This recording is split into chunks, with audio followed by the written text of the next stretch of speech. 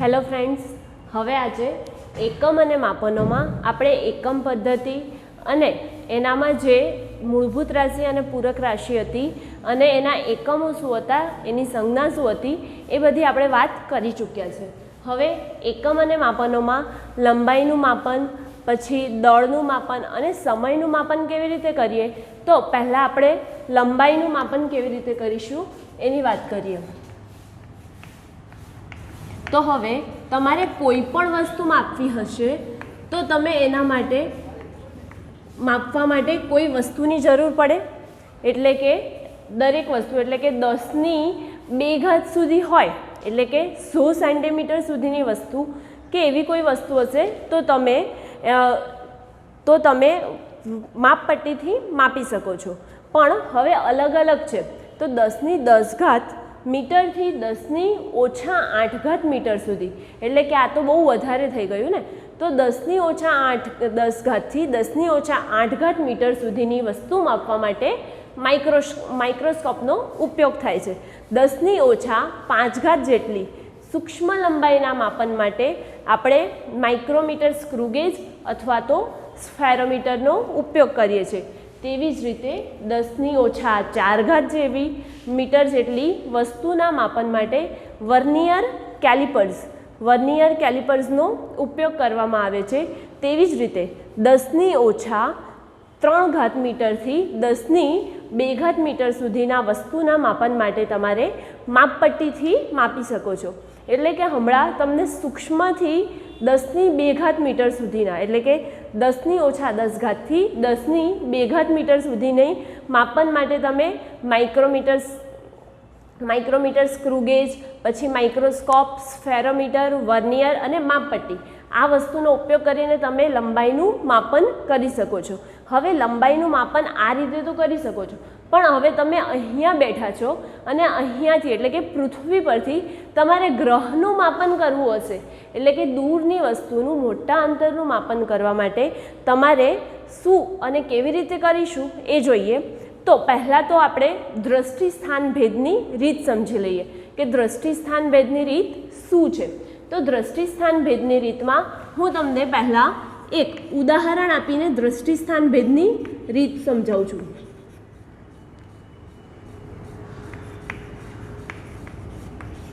તો પહેલાં આપણે એક ખૂણામાં આપણે પેન્સિલ મૂકી દઈએ. ખૂણામાં પેન્સિલ મૂકીએ અને એ પેન્સિલને ઊભી ધાર એટલે કે ઊભી રાખીએ. તો એ પેન્સિલને ખૂણામાં ઊભી રાખીશું એટલે તેનામાં જે વારાફરતી એટલે કે એક આંખથી જોવાનું છે, વારાફરતી એક ડાબી આંખથી અને જમણી આંખથી વારાફરતી જોઈશું તો તેનામાં ચોક્કસ અંતર વખતે તેમાં સ્થાન ભેદ થાય છે, એટલે કે સ્થાન ચેન્જ થતું હોય એવું તમને લાગે છે, એટલે કે એ બંને વચ્ચેનું અંતર. પણ આ આપણો ભ્રમ છે, એવું થતું નથી. ખરેખર આપણે બંને આંખ ખોલીને જોઈએ ત્યારે વસ્તુ ત્યાંની ત્યાં જ હોય છે. તો હવે ત્યાંની ત્યાં જ હોય છે એટલે કે આ જે રીત છે, આંખો ખોલીને એને સીધી રાખવામાં આવે, પછી વારાફરતી ડાબી અને જમણી આંખને બંધ કરીને તેને જોવામાં આવે તો એ પેન્સિલ થોડીક ખસતી હોય એવું લાગે છે. તો એ ખસે છે એ આપણો ભ્રમ હોય છે, કેમ કે આપણે આંખ બંધ કરી એટલે અંતર જે છે એ ચેન્જ થઈ ગયું. અંતર ચેન્જ થઈ ગયું એના માટે આપણે જે વસ્તુ છે, આંખનું અંતર છે, એના લીધે એ વસ્તુની જગ્યા ચેન્જ થઈ એવું લાગે છે, પણ એ આપણું શું છે, ભ્રમ છે. અને આ જે થાય છે ક્રિયા, એને શું કહેવાશે, દ્રષ્ટિ સ્થાન ભેદની રીત કહેવામાં આવે છે. અને આ બે આંખો વડે પેન્સિલના સ્થાન સાથે જે ખૂણો રચાય છે એને શું કહેવામાં આવશે, દ્રષ્ટિ સ્થાન ભેદનો ખૂણો, કોણ એટલે કે થીટા કહેવામાં આવે છે. તો હવે બે આંખ વચ્ચે જે પેન્સિલ સાથે જે ખૂણો બનાવ્યો એને થીટા કહેવામાં આવે છે. અને આગળ જોઈએ તો બે અલગ અલગ અવલોકનો લીધા. તમે એક આંખ બંધ કરીને અવલોકન લીધું, બીજી આંખ બંધ કરીને પછી અવલોકન લીધું. તો આ બંને આંખો બંધ કરીને અવલોકન લીધા તો એમની વચ્ચે એટલે કે આવું કંઈક થાય છે. તમને આ પેન્સિલ અહીં મૂકેલી છે તો કદાચ તમને અહીંયા આગળ આમ જોવાશે, એટલે કે થોડી ખસી ગયેલી જોવાશે. તો આ પેન્સિલ તમને ખસી ગયેલી જે જોવાય છે તો આમની વચ્ચે જે અંતર આવ્યું, આ બે આંખો વચ્ચે જે અંતર આવ્યું એને આપણે શું કહીશું? પાયો. શું કહેવામાં આવે છે? પાયો અથવા તો બેઝિસ કહેવામાં આવે છે. એટલે કે કોઈ પણ બે વસ્તુ છે એમની વચ્ચેનું જે અંતર છે એ બે વચ્ચેનું અંતર એટલે કે બે આંખો વચ્ચેના અંતરને શું કહેવાય છે? પાયો કહેવામાં આવે છે. હવે આ તો આપણે ખાલી પેન્સિલના ઉદાહરણથી શું સમજ્યા? દ્રષ્ટિ સ્થાન ભેદની રીત સમજ્યા. હવે આજે દ્રષ્ટિ સ્થાન ભેદની રીત સમજ્યા એના ઉપરથી આપણે પૃથ્વી અને ગ્રહ વચ્ચેનું અંતર માપવું હોય તો એ મોટું અંતર થઈ ગયું બહુ જ, તો એ બહુ મોટું અંતર થઈ ગયું, તો એ માપવા માટે આપણે દ્રષ્ટિ સ્થાન ભેદની રીતથી એ સમજીશું. તો પહેલાં તો એક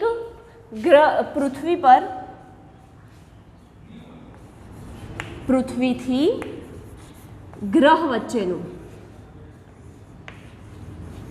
અંતર માપવા માટે દ્રષ્ટિ સ્થાન ભેદની રીત. તો હવે પૃથ્વીથી ગ્રહ વચ્ચેનું અંતર માપવા માટે તમારે પહેલાં તમે પૃથ્વી પર છો, ઓકે, તો પૃથ્વી પર છો તો આ પૃથ્વીનો ગોળો છે, બરાબર. હવે આ પૃથ્વીનો ગોળો છે અને પૃથ્વીના ગોળાથી અમુક અંતરે કોઈક ગ્રહ છે. હવે હું ગ્રહને નામ આપી દઉં છું એસ. શું કીધું? આ પૃથ્વી છે અને આ શું છે? એનો અહીંયા દૂર બાજુ ગ્રહ છે. એટલે કે એમની વચ્ચે જે અંતર છે, આ બે વચ્ચે કેટલું અંતર હશે એ અંતર માપવાનું છે. તો પહેલાં આપણે પૃથ્વીથી ઘણે દૂર જે આવેલો ગ્રહ છે એનું અંતર માપવાનું છે. તો એ દૂરના અંતરે ધારો કે અંતર ડી છે, એ અંતરે ગ્રહ એસ રાખેલો છે, એટલે કે એસ છે, ગ્રહ એસ છે.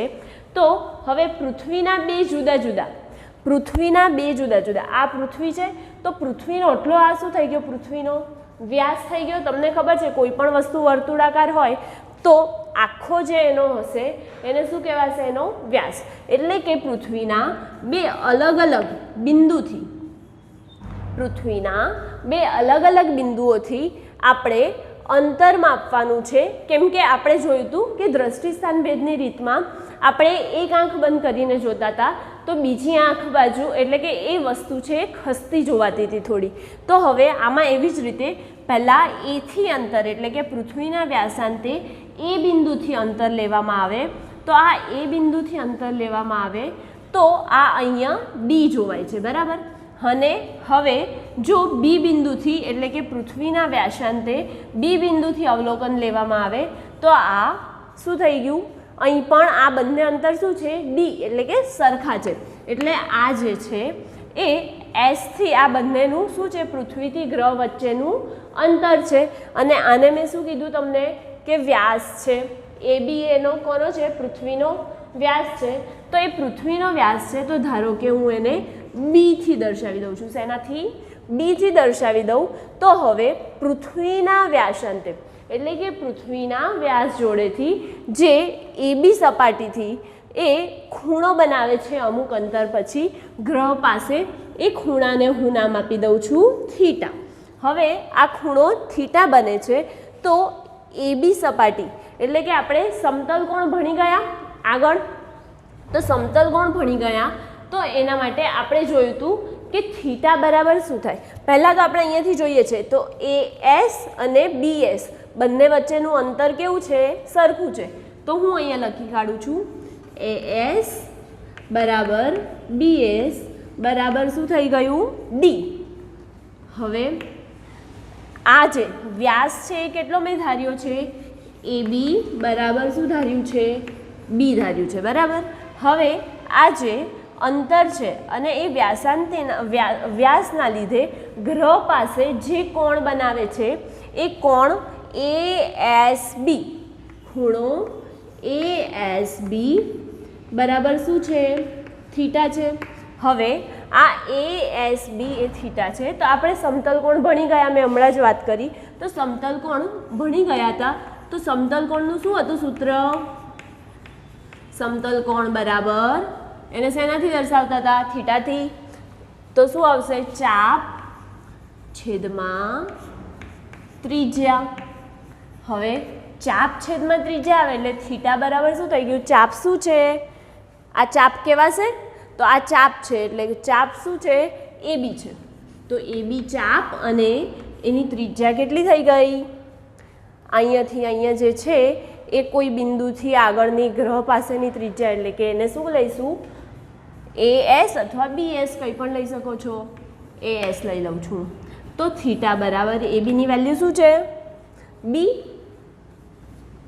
AS D એટલે કે આપણે અંતર શોધવાનું હતું મોટું અંતર તો D બરાબર શું થઈ જશે તેથી D બરાબર બીના છેદમાં થીટા થઈ જશે હવે આપણે જાણીએ છીએ કે આ જે વ્યાસ છે એ આ અંતર કરતાં ખૂબ જ નાનો છે એટલે કે B is very less than D છે તો હા આપણે મોટા અંતર એટલે કે મોટા અંતર માટે દ્રષ્ટિસ્થાન ભેદના રીતની વાત કરીએ એટલે કે પૃથ્વીથી ગ્રહનું પરિમાણ માપવું હોય એટલે કે માપન કરવું હોય તો એના માટેનું સૂત્ર શું થઈ જશે D બરાબર બીના છેદમાં થીટા તો આ જે વાત કરી હવે આપણે સમતલ કોણને આની ગ્રહની પૃથ્વીથી ગ્રહ વચ્ચેનું અંતર માપી લીધું હવે ગ્રહ અને પૃથ્વી વચ્ચેનું પરિમાણ માપવું હોય હવે પરિમાણ માપવું હોય તો એના માટે જે એની આગળ ખૂણો રચાય છે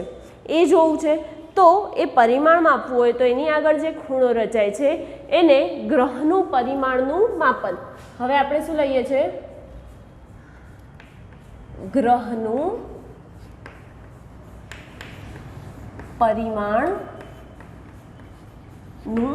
માપન હવે ગ્રહના પરિમાણનું માપન લેવામાં આવે તો ગ્રહના પરિમાણનું માપન લેવામાં આવે તો ગ્રહના વ્યાસ એટલે કે ગ્રહના વ્યાસથી આપણે પૃથ્વી પાસે જે ખૂણો બનાવાય છે એને આલ્ફા કોણ રચાય છે એને કોણીય વ્યાસ કહેવામાં આવે છે એટલે કે ગ્રહના વ્યાસ વડે પૃથ્વી પરના કોઈ અવલોકન સ્થળે રચાતા કોણ આલ્ફાને આપણે શું કહીએ છીએ એનો કોણીય વ્યાસ કહીએ છીએ તો હવે આપણે પૃથ્વી છે બરાબર તો હવે પૃથ્વી અહીંયા આ બાજુ આ પૃથ્વી બનાવી દીધી બરાબર હવે આપણે અવલોકન ક્યાંથી લેવાનું છે ગ્રહ પરથી પરિમાણમાં આપવાનું છે ને તો અવલોકન આપણે ગ્રહથી લેવાનું છે એટલે કે અહીંયા આ એક ગ્રહ છે બરાબર હવે આ જે ગ્રહ છે હવે ગ્રહના બે અલગ અલગ બિંદુઓથી એટલે કે ગ્રહના જે વ્યાસાંતવાળા જે બિંદુઓ છે આ બે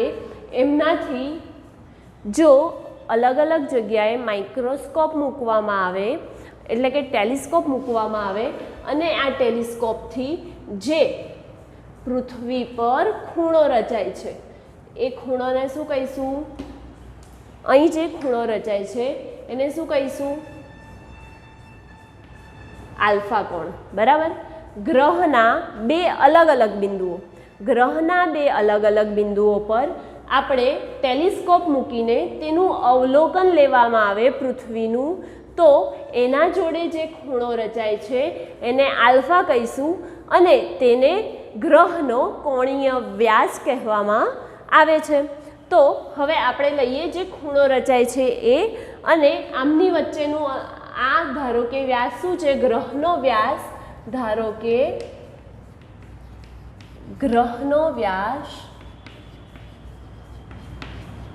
હું ધારી લઉં છું બી ચલો હું બી ધારી લઉં છું ગ્રહનો વ્યાસ અને આમની વચ્ચે એટલે કે પૃથ્વી જે અમુક અંતરે છે એટલે કે અમુક અંતરને હું અહીંયા ડી ધારી લઉં છું તો અમુક અંતરે જે પૃથ્વી છે એનું અવલોકન કરવામાં આવે તો એની આગળ રચાતો ખૂણો આલ્ફા બરાબર શું થઈ જશે આલ્ફા બરાબર આ થશે એનો વ્યાસ એટલે કે ચાપ છેદમાં ત્રિજ્યા તો આલ્ફા બરાબર શું થઈ ગયું બીના છેદમાં ડી ચાપ છેદમાં ત્રિજ્યા હમણાં અહીંયા સમજાયું એ જ કર્યું છે કશું જ નથી કર્યું આ વ્યાસ છે અને એમના વચ્ચેનું અંતર છે એટલે કે આ અંતર એટલે કે આની શું થઈ ગઈ ત્રિજ્યા થઈ ગઈ તો આલ્ફા બરાબર બીના છેદમાં ડી હવે આપણે જે આ પરિમાણનું માપન કર્યું એટલે કે ગ્રહના પરિમાણનું માપન કર્યું પછી એના પહેલાં શું કર્યું હતું પૃથ્વીથી ગ્રહ વચ્ચેનું અંતર શોધ્યું હતું તો પૃથ્વીથી ગ્રહ વચ્ચેનું જે અંતર શોધ્યું હતું એ શું થશે ડી બરાબર બીના છેદમાં થીટા અને આ જે વ્યાસ છે કોનો વ્યાસ પૃથ્વીનો વ્યાસ છે એ તેમની વચ્ચે જે અંતર છે એમનાથી ખૂબ જ નાનો છે, એટલે કે ડી બરાબર બીના છેદમાં થીટા થશે. એવી જ રીતે ગ્રહના પરિમાણનું માપન કરવું હોય તો ગ્રહના પરિમાણનું માપન કરવા માટે મેં આનો વ્યાસ છે એને શું ધારી લીધું? બી ધારી લીધું. અને ટેલિસ્કોપને ગ્રહના વ્યાસાંતે અલગ અલગ રીતે અવલોકન કરવામાં આવે તો એ અવલોકન કરતાં એમની વચ્ચેનું અંતર શું છે? ડી. અને એમની વચ્ચે જે ખૂણો રચાય છે એ આલ્ફા એ ગ્રહનો કોણીય વ્યાસ કહેવામાં આવે છે. એટલે કે આલ્ફા બરાબર શું થઈ ગયું? આ જે છે ગ્રહનો વ્યાસ એટલે કે બી છેદમાં ડી એટલે કે ચાપ છેદમાં ત્રિજ્યા. એટલે કે આપણે આટલું જોઈ લીધું. પછી આ લંબાઈનું માપન તો આપણે કરીએ છીએ, બરાબર. તો હવે તમને આ જે ડિગ્રી એટલે કે ખૂણો બને છે ને, તો એ 1 ડિગ્રી એટલે કે આને શું વંચાશે? 1 ડિગ્રી અથવા તો 1 અંશ વંચાય. તો 1 ડિગ્રી બરાબર કેટલા મિનિટ થાય? તો આ ખાલી તમને હમણાં સમજૂતી માટે આપું છું. સમજૂતી માટે છે આ કે 1 મિનિટ બરાબર 60 મિનિટ. આજે 1 લીટો કરીએ એને શું કહેવાશે? મિનિટ. એટલે કે 60 મિનિટ કહેવાય છે. હવે 60 મિનિટને મારે સેકન્ડમાં ફેરવવું છે તો સેકન્ડમાં શું લખાય? તો 60 ગુણ્યા 60 થાય. એક મિનિટની કેટલી સેકન્ડ હોય? 60. એટલે કે 60 ગુણ્યા 60 એટલે કે 3600 સેકન્ડ. સેકન્ડને 2 લીટાથી, મિનિટને 1 લીટાથી અને સેકન્ડને 2 લીટાથી દોરવામાં આવે છે. તો આને શું લખાશે? સેકન્ડ. ઓકે, આ ખાલી સમજૂતી માટે હતું, આટલું તમારે. હવે આગળ જોઈએ તો ખૂબ જ સૂક્ષ્મ, આ તો બહુ મોટા અંતર માટે વાત કરી લીધી. શેના માટે? મોટા અંતર માટે. એટલે કે ગ્રહ અને પૃથ્વી એકબીજાથી દૂર છે એટલે કે મોટા અંતર માટે વાત કરી. હવે સૂક્ષ્મ અંતર એટલે કે કોઈ પરમાણુ છે કે અણુ છે એનું સૂક્ષ્મ અંતર બહુ નાનું હશે, ન્યુક્લિયસ જે છે બહુ નાનો હશે, તો એના માપન માટે આપણે વાત કરીએ તો એના અંતરનો અંદાજ મેળવવો છે. તો ધારો કે એક ઉદાહરણથી સમજીએ છીએ આપણે. તો ઓલિક એસિડ જે છે એના ઓલિક એસિડની મદદથી તેનું કદ, સાંદ્રતાથી એનું કદ માપવામાં આવે. તો એ સાંદ્રતાથી એનું કદ માપવામાં આવે ત્યારે ઓલિક એસિડ એ સાબુ જેવું જ એક પ્રવાહી છે. એટલે કે સાબુ જેવું જ એક પ્રવાહી છે અને આ અણુનું પરિમાણ 10⁻⁹ મીટર છે. શું છે? ઓલિક એસિડ એ સાબુ જેવું જ એક પ્રવાહી છે અને એનું પરિમાણ 10⁻⁹ જેટલું છે. હવે આપણે આગળ એની જ વાત કરતા જઈએ તો આ જે પરિમાણ છે એનામાં તમે ખૂબ નાનું અંતર છે એટલે કે 10⁻⁹ એ ખૂબ જ નાનું થયું. તો હવે એ ખૂબ જ નાનું અંતર છે તો એના માટે આણ્વીય એટલે કે અણુની પરિમાણ માપવાની રીત જોઈએ. તો આ ઓલિક એસિડ છે એના અણુની પરિમાણ માપવા માટે પાણીની સપાટી પર ઓલિક એસિડનું આણ્વીય સ્તર બનાવવા માટે 1 સેન્ટીમીટર ક્યુબ એટલે કે જે પાણી છે એમાં ઓલિક એસિડ નાખવામાં આવે, બરાબર. એટલે કે ઓલિક એસિડ જે બની ગયું, હવે એ ઓલિક એસિડ જે બની ગયું એના પછી એનામાં આપણે આલ્કોહોલ એટલે કે 1 સેન્ટીમીટર ક્યુબ જેટલું શું લીધું હતું? પહેલાં તો ખૂબ જ નાના અંતરના માપન માટેની વાત કરીએ છીએ અને શું માપીએ છીએ? ઓલિક એસિડ માટે. ઓલિક એસિડનું પરિમાણ કેટલું છે? 10⁻⁹ મીટર જેટલું છે. તો હવે આ જે પાણીની સપાટી પર ઓલિક એસિડનું આણ્વીય સ્તર બનાવવામાં આવે તો એ 1 સેન્ટીમીટર ક્યુબ ઓલિક એસિડને તેના દ્રાવણમાં નાખવામાં આવે છે. એટલે કે એક આલ્કોહોલનું લઈ લો, બરાબર. હવે ઓલિક એસિડ તમારી પાસે છે એના 1 સેન્ટીમીટર ક્યુબ એટલે કે એનું 1 સેન્ટીમીટર ક્યુબ જેટલું લો અને એનામાં આલ્કોહોલનું દ્રાવણ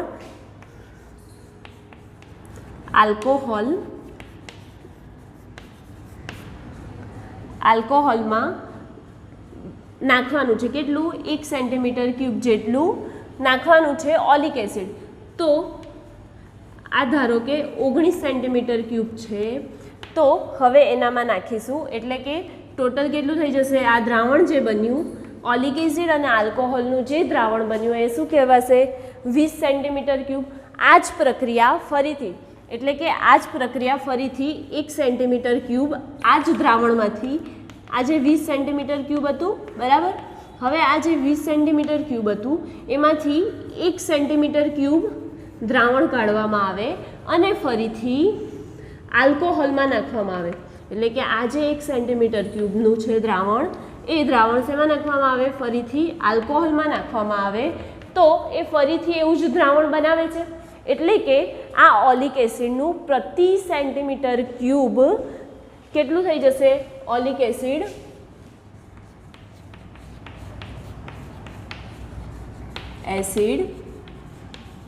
પ્રતિ સેન્ટીમીટર ક્યુબ કેટલું થશે? 1/1 સેન્ટીમીટર ક્યુબ લીધું હતું અને કેટલી વાર કરી આ પ્રક્રિયા? 2 વાર. એટલે કે 20 ગુણ્યા 20 સેન્ટીમીટર ક્યુબ જેટલું દ્રાવણ બની ગયું. તો હવે આ પ્રતિ સેન્ટીમીટર ક્યુબ 1/20 ગુણ્યા 20 સેન્ટીમીટર ક્યુબ જેટલું બન્યું. હવે ત્યારબાદ જ મોટા પહોળા વાસણમાં, એટલે કે જે ખુલ્લું હોય, તગારા જેવું ખુલ્લું હોય એવા વાસણમાં આપણે પાણી ભરવાનું છે. હવે એ પાણી ભરી અને એના પર લાઇકોપોડિયમ એ એક જાતનો પાવડર છે. એ લાઇકોપોડિયમનો પાવડર અંદર છાંટવામાં આવે તો એ પોતાનું સ્તર બનાવી લેશે. થોડી વારમાં એ પહોળું થઈ અને એક પાણીની સપાટી પર એ શું બનાવી લેશે? એનું સ્તર બનાવી લેશે. તો હવે આ જે સ્તર બનાવી લેશે એના લીધે એક બૂંદ, આ જે સ્તર બન્યું ને, આ પહોળા વાસણમાં તમે પાણી ભર્યું છે, ઓકે. હવે આ જે પાણી ભર્યું છે એનામાં શું નાખવાનું છે? લાઇકોપોડિયમનો પાવડર નાખવાનો છે. એટલે કે તમે લાઇકોપોડિયમનો પાવડર નાખશો તો એ વર્તુળાકારે પ્રસરી અને શું થશે? એ પોતાનું એક સ્તર બનાવી લેશે. આ રીતે આ લાઇકોપોડિયમનો શું છે? પાવડર છે. લાઇકોપોડિયમ પાવડર છે. તો આ પાવડર અહીંયા પાણીની સપાટી પર સ્તર બનાવી લે છે. હવે આ જે દ્રાવણ આપણે બનાવ્યું હતું એ દ્રાવણનું એક બૂંદ, એટલે કે એક ટીપું નાખવામાં આવે. તો આ જે એક ટીપું તમે અહીં નાખશો તો એ ધીરે ધીરે પ્રસરીને, એટલે કે આ જે એક ટીપું નાખ્યું એ પ્રસરીને આખું અહીંયા આનામાં આટલામાં ફેલાઈ જશે. ધીરે ધીરે પ્રસરીને એના ક્ષેત્રફળ જેટલું, એટલે કે જે તગારું લીધું હતું કે જે મોટું પાત્ર લીધું હતું એના પર આખું પ્રસરી જશે. એટલે કે આખું એનું પોતાનું પણ સ્તર બનાવી લેશે. એવી જ રીતે જો આગળ આ જે ઓલિક એસિડ જે છે એ પોતાનું સ્તર બનાવી લેશે તો હવે પાણીના એવા કેટલા બૂંદ? n બૂંદ નાખવામાં આવે. આ તો મેં એક બૂંદની વાત કરી. તો પાણીના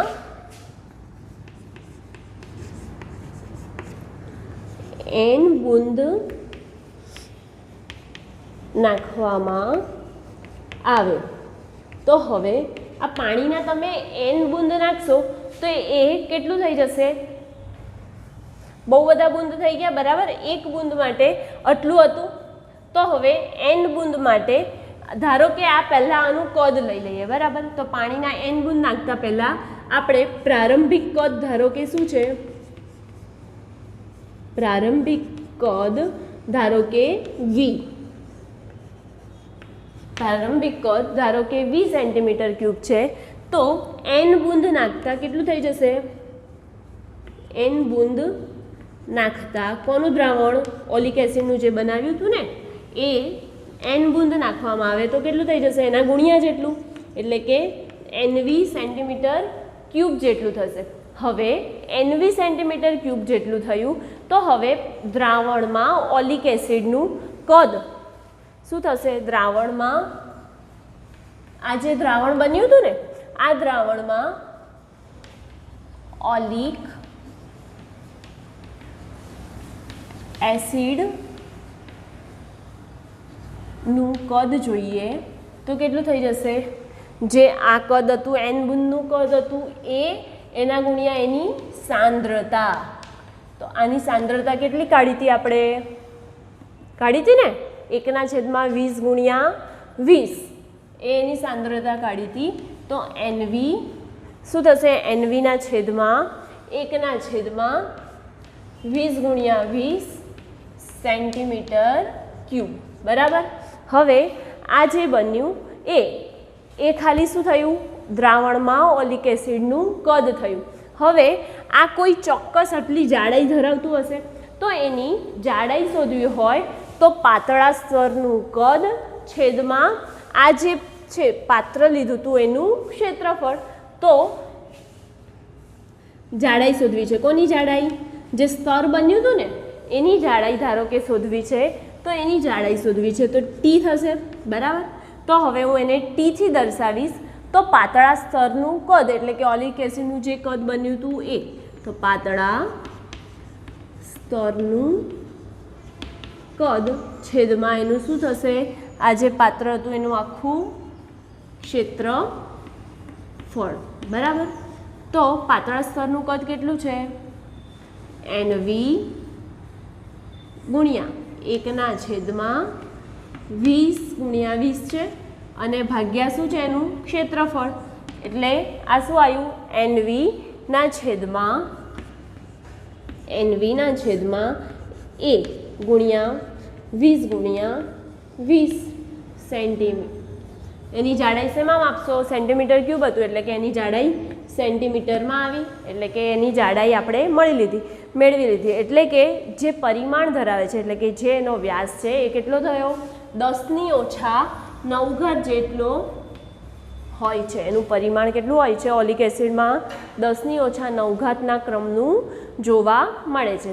આપણે શેની વાત કરી કે ઓલિક એસિડમાં જે સૂક્ષ્મ અંતરો એટલે કે એના અણુનું પરિમાણ કેવી રીતે મેળવીએ એનો અંદાજ મેળવ્યો. બરાબર. હવે આગળ લઈએ તો લંબાઈ જે છે એ ખૂબ જ મોટા અંતરની અને નાના અંતરની એવી રીતે બંને બાજુની માપવી હોય છે. બહુ મોટા અંતરની એટલે કે જે ગ્રહ છે એ અને નાનું એટલે કે આણ્વીય એટલે કે અણુ પરમાણુ માટે તો સૌથી પરમાણુના ન્યુક્લિયસનું પરિમાણ 10⁻14 મીટર જેટલું હોય છે. જ્યારે ખૂબ જ દૂરના અંતર એટલે કે મોટું અંતર માટે એ કેટલું હોય છે? 10⁻26 જેટલું 10⁻26 મીટર જેટલું હોય છે. એટલે કે જે મોટા અંતર માટે આપણે માપ કરીએ છીએ, મોટા અંતર માપવા માટે લંબાઈનો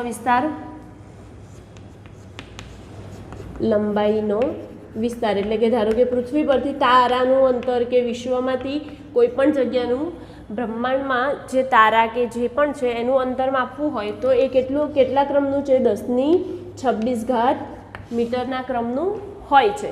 અને એવી જ રીતે નાનો ન્યુક્લિયસ છે તો એનું નાનો ન્યુક્લિયસ છે તો નાના ન્યુક્લિયસ માટે કેટલું હોય છે?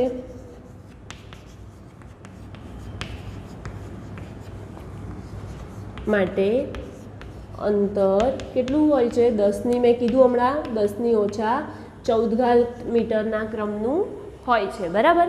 હવે આ આપણે લંબાઈની વાત પૂરી કરી.